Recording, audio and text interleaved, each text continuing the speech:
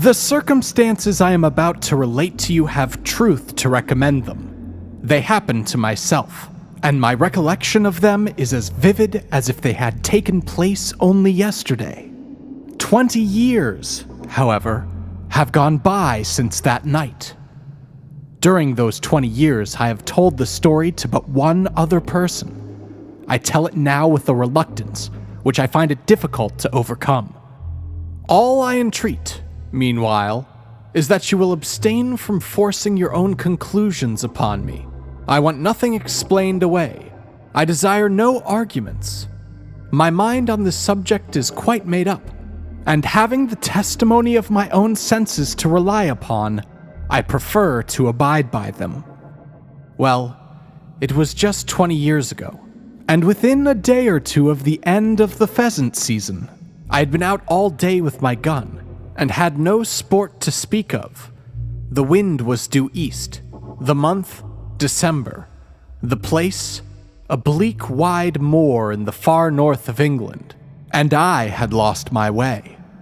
It was not a pleasant place in which to lose one's way, with the first feathery flakes of a coming snowstorm just fluttering down upon the heather, and the leaden evening closing in all around. I shaded my eyes with my hand and stalled anxiously into the gathering darkness, where the purple moorland melted into a range of low hills, some 10 or 12 miles distant. Not the faintest smoke wreath, not the tiniest cultivated patch, or fence, or sheep track met my eyes in any direction. There was nothing to do but to walk on, and take my chance of finding what shelter I could by the way. So I shouldered my gun again, and pushed wearily forward, for I had been on foot since an hour after daybreak, and had eaten nothing since breakfast. Meanwhile, the snow began to come down with ominous steadiness, and the wind fell. After this, the cold became more intense, and the night came rapidly up. As for me, my prospects darkened with the darkening sky, and my heart grew heavy as I thought how my young wife was already watching for me through the window of our little inn parlor, and thought of all the suffering in store for her throughout this weary night. We had been married only 4 months, and having spent our autumn in the highlands, were now lodging in a remote little village situated just on the verge of the great English moorlands. We were very much in love, and of course, very happy. This morning, when we parted, she had implored me to return before dusk, and I had promised her that I would. What would I not have given to just have kept my word? Even now, weary as I was, I felt that with the supper, an hour's rest, and a guide, I might still get back to her before midnight, if only guide and shelter could be found. And all this time, the snow fell, and the night thickened. I stopped, and shouted every now and then, but my shouts seemed only to make the silence deeper. Then, a vague sense of uneasiness came upon me, and I began to remember stories of travelers who had walked on and on in the falling snow until, wearied out, they were fain to lie down and sleep their lives away. Would it be possible, I asked myself, to keep on thus through all the long dark night? Would there not come a time when my limbs must fail and my resolution give way, when I too must sleep the sleep of death? Death, I shuddered. How hard to die just now, when life lay all so bright before me. How hard for my darling, whose whole loving heart. But that thought was not to be borne. To banish it, I shouted again, louder and longer, and then listened eagerly. Was my shout answered, or did I only fancy that I heard a far-off cry? I hollowed again, and again the echo followed. Then a wavering speck of light came suddenly out of the dark, shifting, disappearing, growing momentarily nearer and brighter. Running towards it at full speed, I found myself to my great joy, face to face with an old man and a lantern. "Thank God," was the exclamation that burst involuntarily from my lips. Blinking and frowning, he lifted his lantern and peered into my face. "What for?" growled he. "Well, for you." I began to fear I should be lost in the snow. "Well, folks do get cast away hereabouts from time to time. And what's to hinder you from being cast away likewise, if the Lord's so minded?" "If the Lord is so minded that you and I shall be lost together, friend, we must submit," I replied. "But I don't mean to be lost without you. How far am I now from Dwolding?" "A good 20 miles, more or less." "And the nearest village?" "The nearest village is Wyke, and that's 12 miles to the other side." "Where do you live, then?" "Out yonder," said he, with a vague jerk of the lantern. "You're going home, I presume?" "Maybe I am." "Then I'm going with you." The old man shook his head and rubbed his nose reflectively with the handle of the lantern. "It ain't to no use," growled he. "He aren't to let you in. Not he." "We'll see about that," I replied briskly. "Who is he?" "The master." "Who is the master?"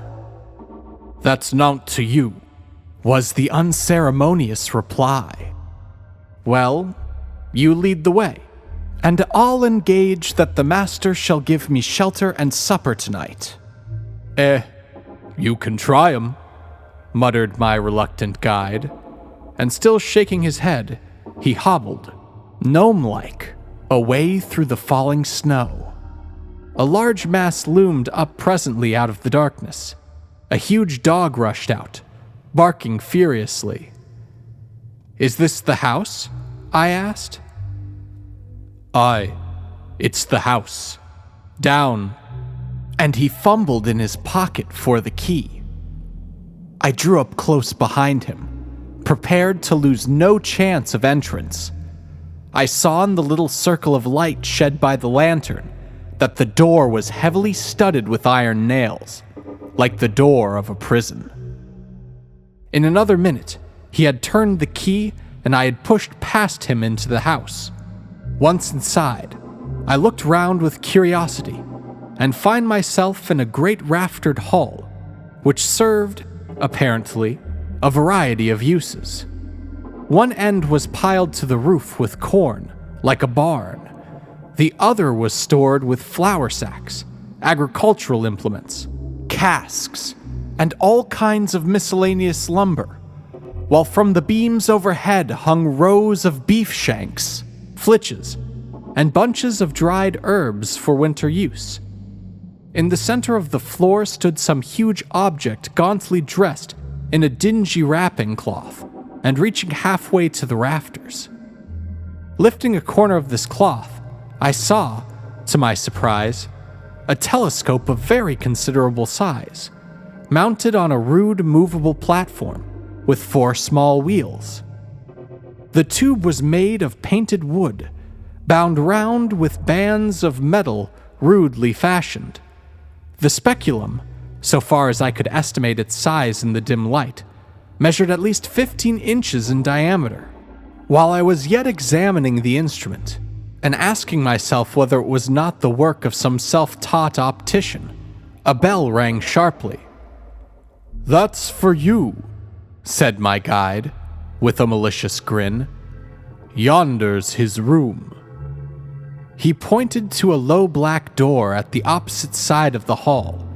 I crossed over, rapped somewhat loudly, and went in, without waiting for an invitation.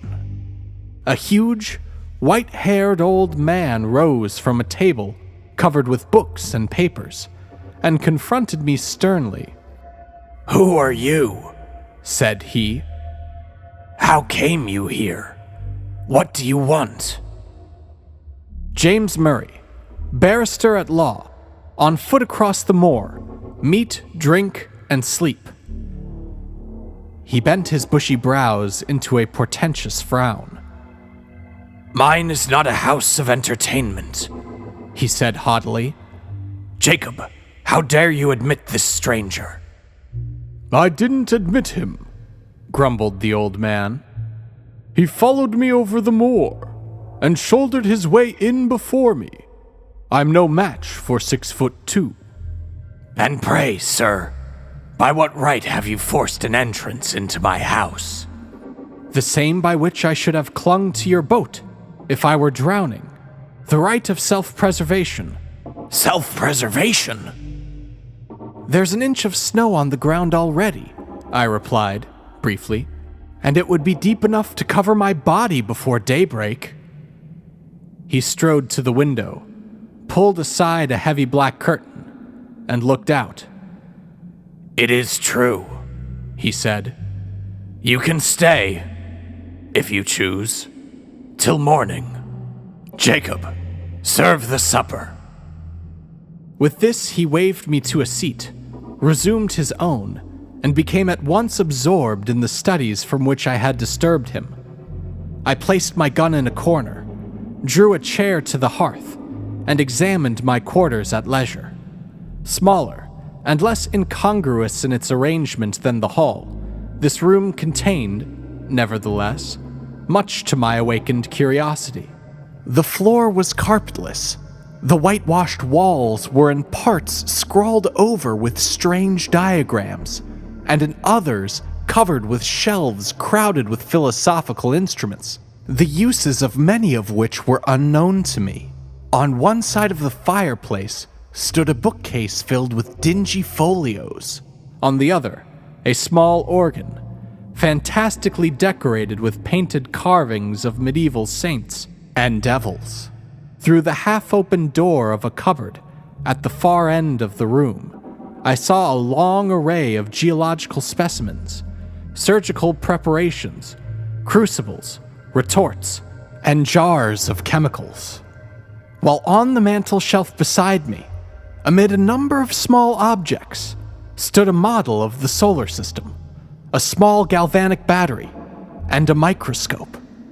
Every chair had its burden. Every corner was heaped high with books. The very floor was littered over with maps, casts, papers, tracings, and learned lumber of all conceivable kinds. I stared about me with an amazement increased by every fresh object upon which my eyes chanced to rest. So strange a room I had never seen. Yet seemed it stranger still to find such a room in a lone farmhouse amid those wild and solitary moors. Over and over again, I looked from my host to his surroundings, and from his surroundings back to my host, asking myself, who or what could he be? His head was singularly fine, but it was more the head of a poet than of a philosopher, broad in the temples, prominent over the eyes, and clothed with a rough profusion of perfectly white hair. It had all the idylity and much of the ruggedness that characterizes the head of Ludwig von Beethoven. There were the same deep lines about the mouth, and the same stern furrows in the brow. There was the same concentration of expression. While I was yet observing him, the door opened, and Jacob brought in the supper. His master then closed his book, rose, and with more courtesy of manner than he had yet shown, invited me to the table.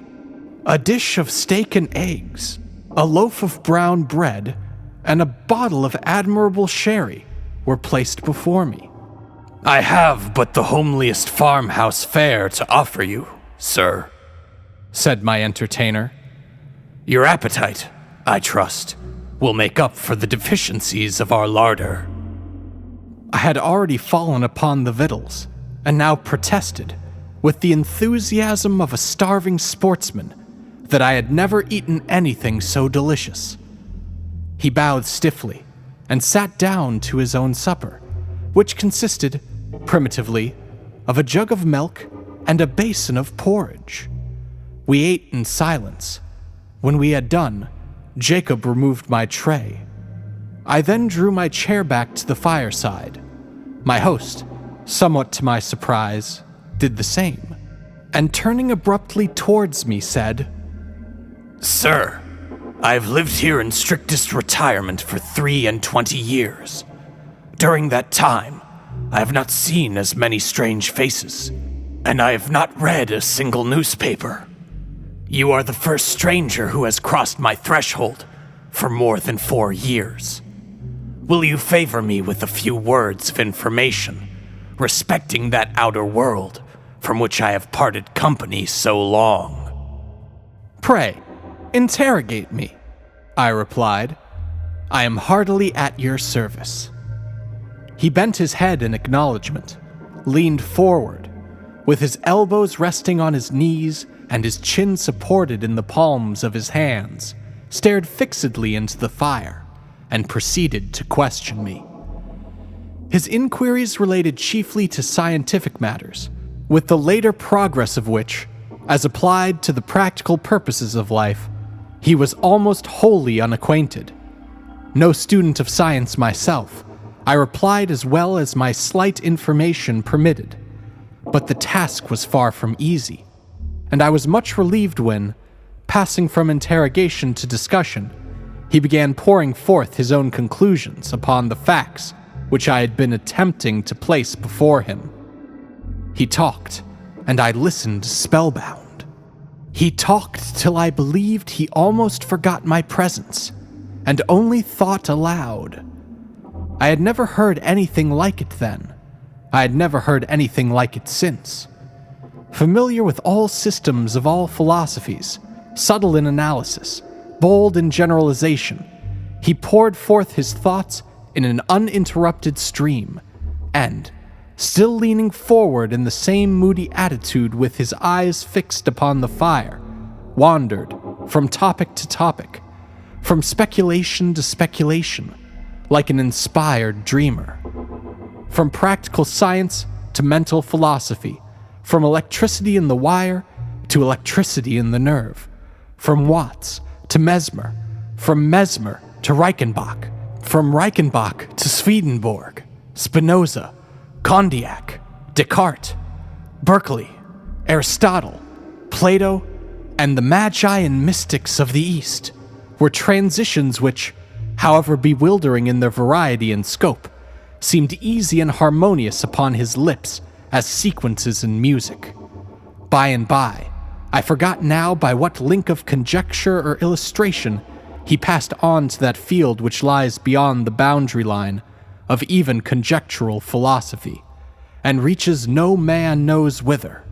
He spoke of the soul and its aspirations, of the spirit and its powers, of second sight, of prophecy, of those phenomena which, under the names of ghosts, specters, and supernatural appearances, have been denied by the skeptics and attested by the credulous of all ages. "The world," he said, "grows hourly more and more skeptical of all that lies beyond its own narrow radius. Our men of science foster the fatal tendency. They condemn as fable all that resists experiment. They reject as false all that cannot be brought to the test of the laboratory or the dissecting room. Against what superstition have they waged so long and obstinate a war as against the belief in apparitions? And yet, what superstition has maintained its hold upon the minds of men so long and so firmly? Show me any fact in physics, in history, in archaeology, which is supported by testimony so wide and so various, attested by all races of men, in all ages, and in all climates, by the soberest sages of antiquity, and by the rudest savage of today, by the Christian, the pagan, the pantheist, the materialist. This phenomena is treated as a nursery tale by the philosophers of our century. Circumstantial evidence weighs with them as a feather in the balance. The comparison of causes with effects, however valuable in physical science, is put aside as worthless and unreliable. The evidence of competent witnesses, however conclusive in a court of justice, counts for nothing. He who pauses before he pronounces is condemned as a trifler. He who believes is a dreamer or a fool. He spoke with bitterness, and, having said thus, relapsed for some minutes into silence. Presently he raised his head from his hands and added, with an altered voice and manner, I, sir, paused, investigated, believed, and was not ashamed to state my convictions to the world. I, too, was branded as a visionary, held up to ridicule by my contemporaries, and hooted from that field of science in which I had labored with honor during all the best years of my life. These things happened just 23 years ago. Since then, I have lived as you see me living now, and the world has forgotten me, as I have forgotten the world. You have my history. "It is a very sad one," I murmured, scarcely knowing what to answer. It is a very common one, he replied. I have only suffering for the truth, as many a better and wiser man has suffered before me. He rose, as if desirous of ending the conversation, and went over to the window. It has ceased snowing, he observed, as he dropped the curtain and came back to the fireside. "Ceased?" I exclaimed, starting eagerly to my feet. "Oh, if it were only possible, but no, it is hopeless. Even if I could find my way across the moor, I could not walk 20 miles tonight." "Walk 20 miles tonight?" repeated my host. "What are you thinking of?" "Of my wife," I replied impatiently. "Of my young wife, who does not know that I have lost my way, and who is at this moment breaking her heart with suspense and terror." "Where is she?" "At Dwolding, 20 miles away." "At Dwolding," he echoed, thoughtfully. "Yes, the distance, it is true, is 20 miles. But are you so very anxious to save the next 6 or 8 hours?"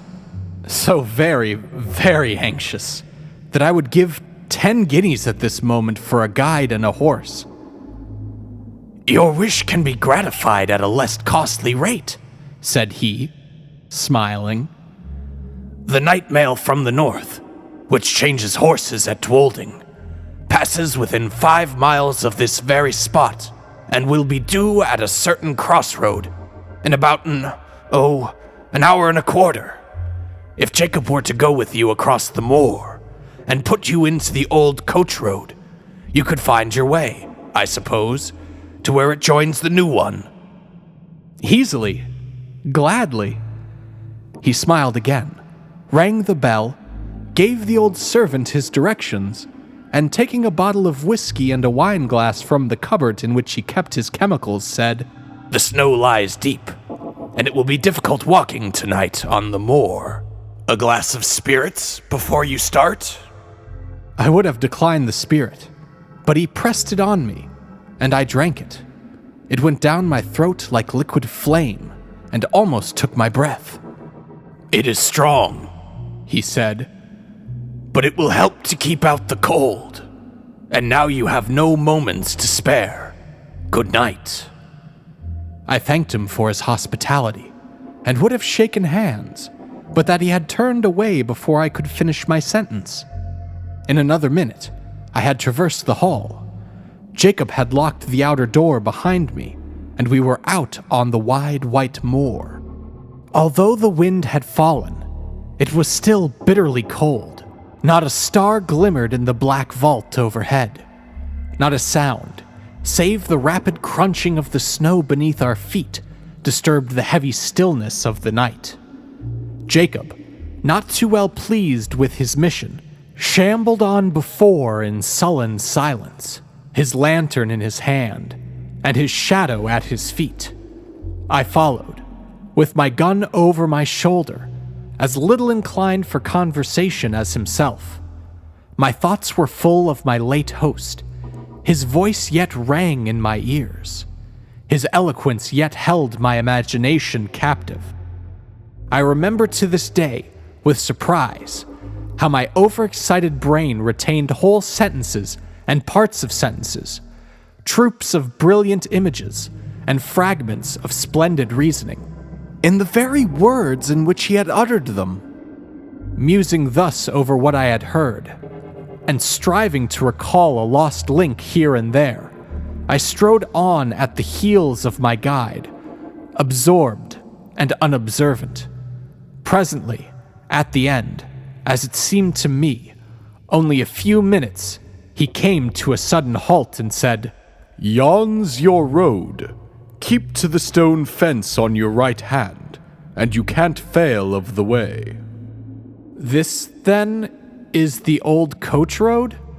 "Aye, 'tis the old coach road." "And how far do I go before I reach the crossroads?" "Nigh upon 3 miles." I pulled out my purse, and he became more communicative.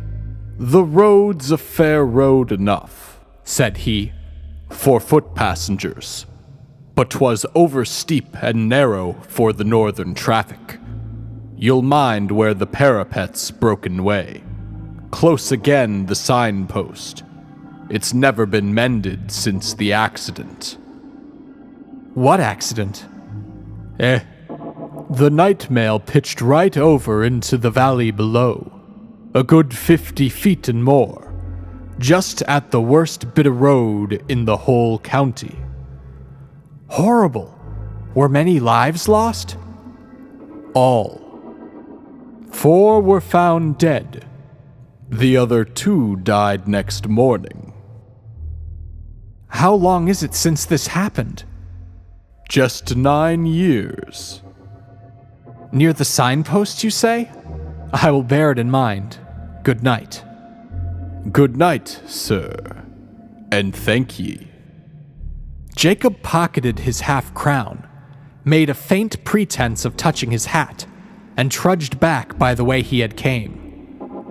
I watched the light of his lantern till it quite disappeared, and then turned to pursue my way alone.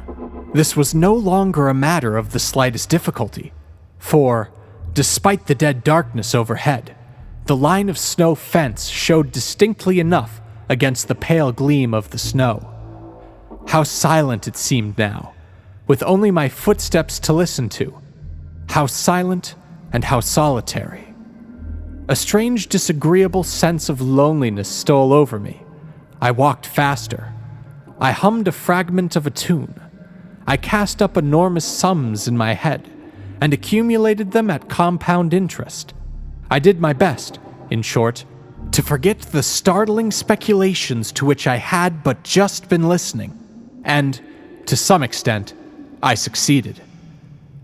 Meanwhile, the night air seemed to become colder and colder, and though I walked fast, I found it impossible to keep myself warm. My feet were like ice. I lost sensation in my hands, and grasped my gun mechanically. I even breathed with difficulty, as though, instead of traversing a quiet north country highway, I were scaling the uppermost heights of some gigantic Alp. This last symptom became presently so distressing that I was forced to stop for a few minutes and lean against the stone fence. As I did so, I chanced to look back up the road, and there, to my infinite relief, I saw a distant point of light, like the gleam of an approaching lantern. I at first concluded that Jacob had retraced his steps and followed me, but even as the conjecture presented itself, a second light flashed into sight, a light evidently parallel with the first, and approaching at the same rate of motion. I needed no second thought to show me that these must be the carriage lamps of some private vehicle, though it seems strange that any private vehicle should take a road so professedly disused and dangerous. There could be no doubt, however, of the fact, for the lamps grew larger and brighter at every moment, and I even fancied I could already see the dark outline of the carriage between them. It was coming up very fast, and quite noiselessly, the snow being nearly a foot deep under the wheels. And now the body of the vehicle became distinctly visible behind the lamps. It looked strangely lofty. A sudden suspicion flashed upon me. Was it possible that I had passed the crossroads in the dark without observing the signpost? And could this be the very coach which I had come to meet? No need to ask myself that question a second time, for here it came round the bend of the road, guard and driver, one outside passenger, and 4 steaming gray horses, all wrapped in a soft haze of light, through which the lamps blazed out, like a pair of fiery meteors. I jumped forward, waved my hat, and shouted. The mail came down at full speed and passed me. For a moment, I feared that I had not been seen or heard, but it was only for a moment. The coachman pulled up, the guard, muffled to the eyes in capes and comforters, and apparently sound asleep in the rumble, neither answered my hail nor made the slightest effort to dismount. The outside passenger did not even turn his head. I opened the door for myself and looked in.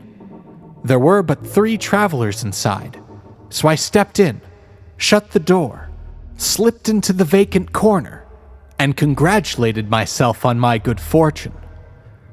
The atmosphere of the coach seemed, if possible, colder than that of the outer air, and was pervaded by a singularly damp and disagreeable smell. I looked round at my fellow passengers. They were all 3, men, and all silent. They did not seem to be asleep, but each leaned back in his corner of the vehicle, as if absorbed in his own reflections. I attempted to open a conversation. "How intensely cold it is tonight," I added, addressing my opposite neighbor. He lifted his head, looked at me, but made no reply. "The winter," I added, "seems to have begun in earnest." Although the corner in which he sat was so dim that I could distinguish none of his features very clearly, I saw that his eyes were still turned full upon me, and yet he answered never a word. At any other time I should have felt, and perhaps expressed, some annoyance, but at the moment I felt too ill to do either. The icy coldness of the night air had struck a chill to my very marrow, and the strange smell inside the coach was affecting me with an intolerable nausea. I shivered from head to foot, and, turning to my left-hand neighbor, asked if he had any objection to an open window. He neither spoke nor stirred. I repeated the question somewhat more loudly, but with the same result. Then I lost patience and let the sash down. As I did so, the leather strap broke in my hand, and I observed that the glass was covered with a thick coat of mildew, the accumulation, apparently, of years. My attention being thus drawn to the condition of the coach, I examined it more narrowly, and saw by the uncertain light of the outer lamps that it was in the last stage of dilapidation. Every part of it was not only out of repair, but in a condition of decay. The sashes splintered at the touch. The leather fittings were crusted over with mold, and literally rotting from the woodwork. The floor was almost breaking away beneath my feet. The whole machine, in short, was foul with damp, and had evidently been dragged from some outhouse in which it had been moldering away for years, to do another day or 2 of duty on the road. I turned to the 3rd passenger, whom I had not yet addressed, and hazarded one more remark. "This coach," I said, "is in a deplorable condition. The regular mail, I suppose, is under repair?" He moved his head slowly and looked me in the face without speaking a word. I shall never forget that look while I live. I turned cold at heart under it. I turn cold at heart even now when I recall it. His eyes glowed with a fiery, unnatural luster. His face was livid as the face of a corpse. His bloodless lips were drawn back as if in the agony of death, and showed the gleaming teeth between. The words that I was about to utter died upon my lips, and a strange horror, a dreadful horror came upon me. My sight had by this time become used to the gloom of the coach, and I could see with tolerable distinctness. I turned to my opposite neighbor. He, too, was looking at me, with the same startling pallor in his face, and the same stony glitter in his eyes. I passed my hand across my brow. I turned to the passenger on the seat beside my own and saw, oh heaven, how shall I describe what I saw? I saw that he was no living man, that none of them were living men like myself. A pale phosphorescent light, the light of putrefaction, played upon their awful faces, upon their hair, dank with the dews of the grave, upon their clothes, earth-stained and dropping to pieces, upon their hands, which were as the hands of corpses long buried. Only their eyes, their terrible eyes, were living. And those eyes were all turned menacingly upon me. A shriek of terror, a wild, unintelligible cry for help and mercy burst from my lips as I flung myself against the door and strove in vain to open it. In that single instant, brief and vivid as a landscape beheld in the flash of summer lightning, I saw the moon shining down through a rift of stormy cloud, the ghastly signpost rearing its warning finger by the wayside, the broken parapet, the plunging horses, the black gulf below.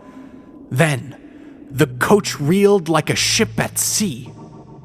Then came a mighty crash, a sense of crushing pain, and then darkness. It seemed as if years had gone by when I awoke one morning from a deep sleep and found my wife watching by my bedside. I will pass over the scene that ensued and give you, in half a dozen words, the tale she told me with tears of thanksgiving. I had fallen over a precipice, close against the junction of the old coach road and the new, and had only been saved from certain death by landing upon a deep snowdrift that had accumulated at the foot of the rock beneath. In this snowdrift, I was discovered at daybreak by a couple of shepherds who carried me to the nearest shelter and brought a surgeon to my aid. The surgeon found me in a state of raving delirium, with a broken arm and a compound fracture of the skull. The letters in my pocketbook showed my name and address. My wife was summoned to nurse me, and, thanks to youth and a fine constitution, I came out of danger at last. The place of my fall, I need scarcely say, was precisely that at which a frightful accident had happened to the North Mail 9 years before. I never told my wife the fearful events which I have just related to you. I told the surgeon who attended me, but he treated the whole adventure as a mere dream born of the fever in my brain. We discussed the question over and over again, until we found that we could discuss it with temper no longer, and then we dropped it. Others may form what conclusions they please. I know that 20 years ago, I was the fourth inside passenger in that phantom coach.